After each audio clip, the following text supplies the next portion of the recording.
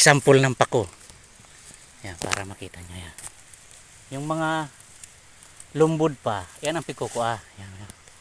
Yung mga bata pa. Yan. Ayan, ang daming buko, di ba? Nakikita nyo, ang daming bunga.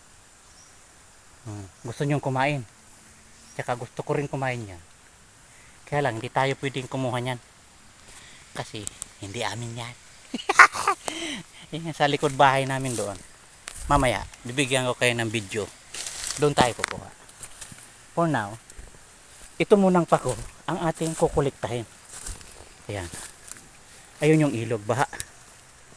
Ayan. Dati yan, ang lawak ng ilog na yan, may mga bato pa yan. Ngayon, yung mga bato niya, wala na, ginawa ng bahay ng mga tao rito. Kaya ayun, madalas ng bahay. So, dito muna tayo. Babay muna, hanap ulit tayo ng pako.